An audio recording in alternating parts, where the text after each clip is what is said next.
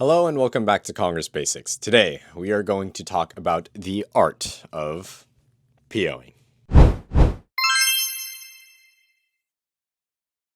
Now, in our last video, we gave you a quick guide of the format of a congressional debate and the basics of what you need to get started. But besides just giving speeches, there's another role that you can have in congressional debate called the presiding officer of the round, or PO for short. But first, a brief history on the PO. So back in 1780-something, the founding fathers were like standing outside Capitol Hill waiting for chamber assignments to be announced by the squire from ye old tavern.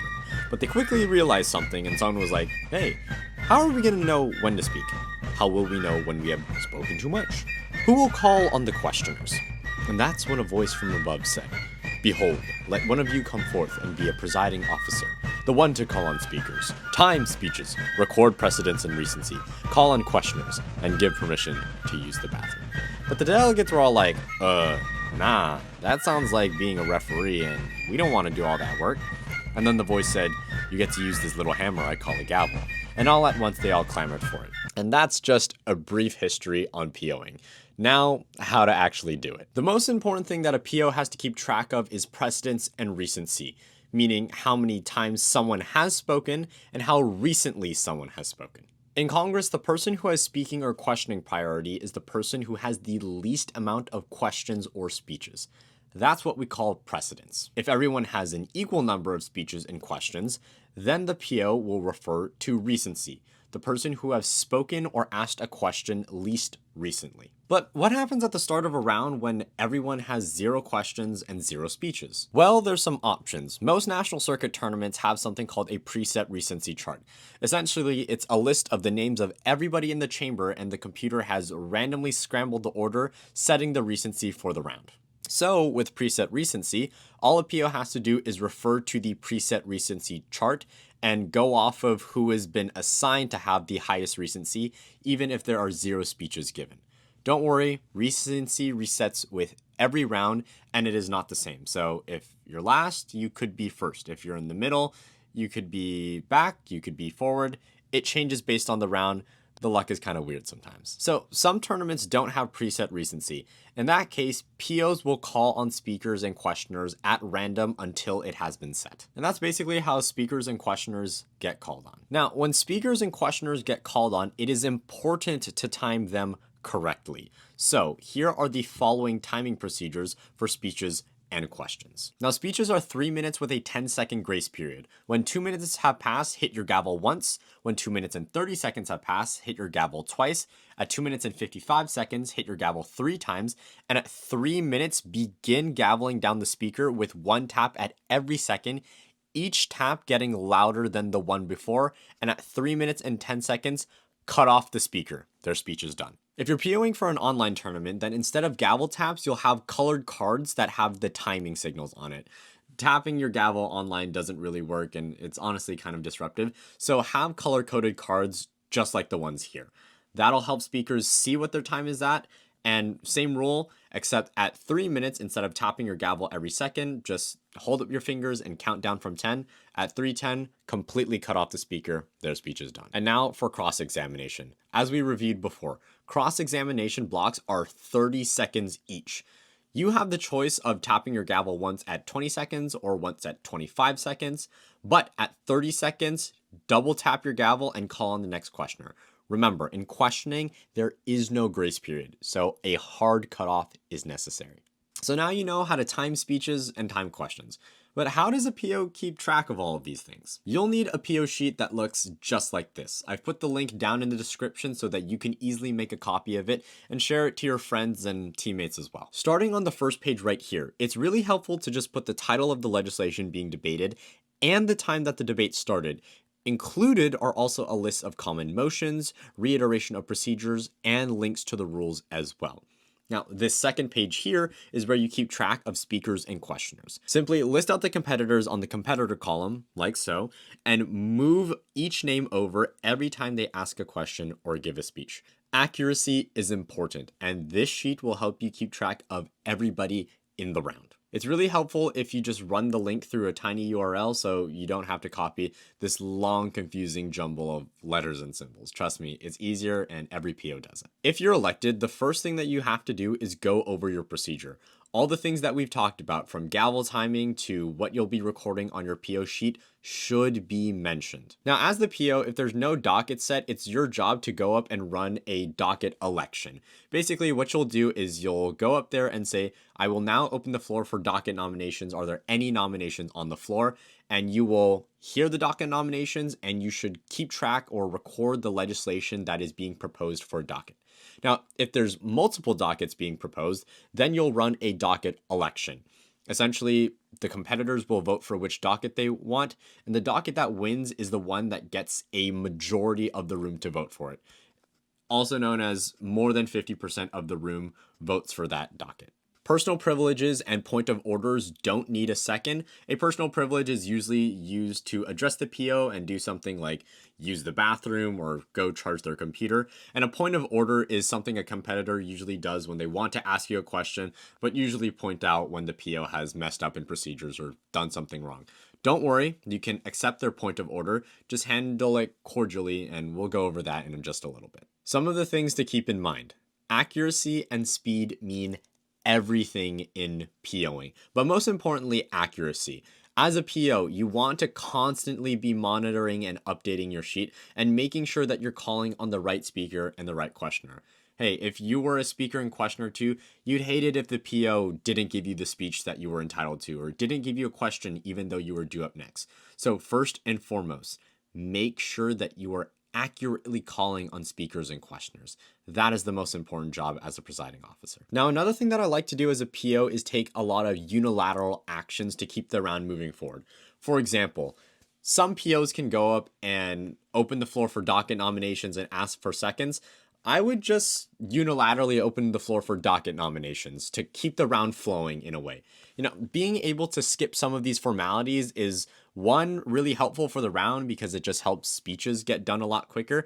And two, the judges just love a PO that is able to keep the flow of the round and keep things going. So anytime that you have the ability to unilaterally move to do something, I suggest that you use it. But be careful. Don't unilaterally move to a previous question right away if there's a sign that someone wants to give a speech. It would be an absolute shame and look really bad on you as a PO if you try to unilaterally end debate even though there are still people willing to give a speech. Another thing that I love to unilaterally move on is a recess once there has been a previous question on a legislation. Once I see that everybody is ready for a break, I will just say, I unilaterally move for a 10-minute recess. Are there any that are opposed to this motion? Scan the room, and then proceed with the recess. It's never really been opposed before. The only sort of resistance is more about the timing of the recess, whether it's a 5-minute or 10-minute recess. Now, we've talked about what to do as a PO, but how do you become a PO? POs are elected by their peers, so you need to get a fellow competitor to first nominate you as a presiding officer, and then a majority of the chamber has to vote you as a presiding officer. Congress is a social event, so if you don't have friends, you're going to need to talk to people. Make friends, trust me, it helps you in the long run. But more importantly, just reach out to someone, even if you don't know them. Just say, hey, I'd like to run for PO next session. Would you be able to nominate me? They could say no, they could say yes. And if they say yes, that's a good thing. Now, for collecting votes, if you have friends and if you know people, great. But if you don't, then it's time to just go around and talk to them. Say, hey, I'm running for presiding officer next round. Would you be able to vote for me, or your vote for me would really matter? Listen, they could say no, they could say yes, but lie to you. They could do a bunch of things, but honestly, it's better to just get the word out there and ask them, or at least gauge who else is running for PO in the round. That way, y'all could talk it out and say, hey, I'll PO second session, or you can PO third, or vice versa. The point is, just talk to people. You'll never be able to get anything if you don't ask for it.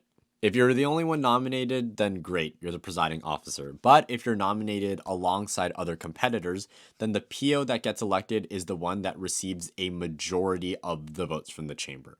Usually there's runoff elections if there's more than 2 people, where the person with the least amount of votes gets cast out until there's 2 candidates and one gets the majority.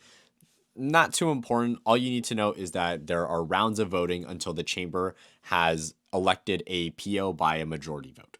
Now, whenever you are running for a PO in an election against someone, you will get 30 seconds to a minute to have a presiding officer speech.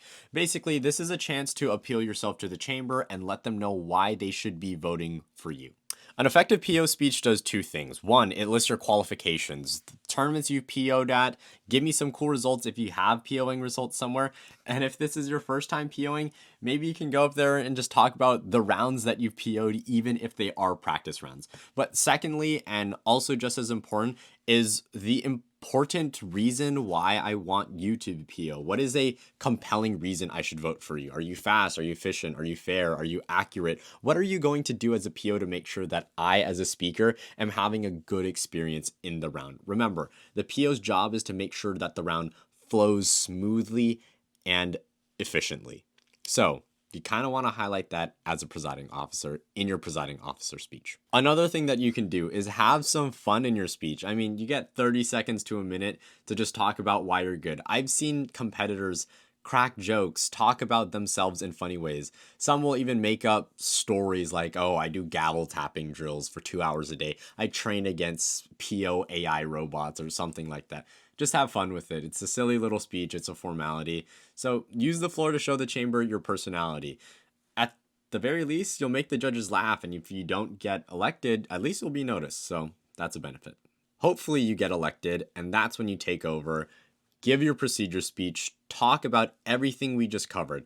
Go over your timing procedures, go over how the sheet works, go over motions, go over anything that you need to cover as a PO. Inform the round of what you're going to do. Plain and simple, let them know what they are getting ready for.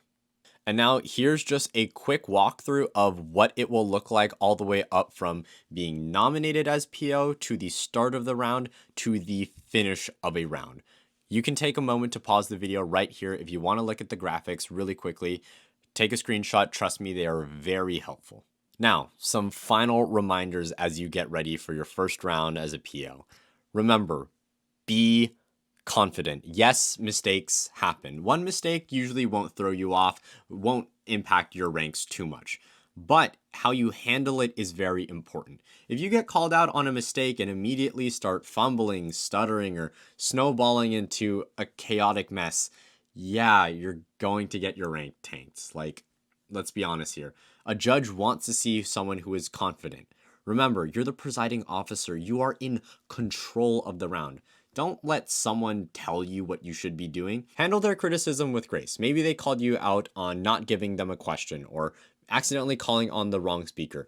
Move past it in a professional manner. Say, I'm sorry I didn't see your placard getting raised. I will make sure to get you next time. If the PO sheet isn't updated, say, sorry, I was just calling on the next speaker. Let me update that PO sheet for you right away. Just make sure that these mistakes don't happen twice in the same round. But again, confidence is everything. And not just if you're POing, if you're speaking as well. Last thing, be the judge's best friend. Your job is to make sure that the judges are having an enjoyable experience and that they're never lost every step of the way. If the parliamentarian tells you to do something, then do something. If a judge didn't get the competitor's name, make sure that they're the ones who get the competitor's name. If they need the bill read out to them, read out the bill. Do everything in your power to make sure that you are pandering to the judges and that you are making their life a lot easier. And also help them get out of round quicker. I'm sure they'd appreciate it as well. Do all of these things and just make sure that you're doing everything accurately. I can't stress enough how important it is to be accurate. Accuracy controls the flow of the round. All you got to do is follow your procedure, make sure you are confident, and don't second guess yourself. You're doing this right. You got this. So that's a quick guide on POing to help you get started. Thank you for watching this video, and I hope that it was helpful. Remember, down in the description are the links that we have to the Google Sheet, as well as some common motions and procedures as well. Thank you so much. Hope you have an enjoyable time POing at your next tournament. And remember, ye who holds the gavel shall have the mighty power of Thor, or however the saying goes.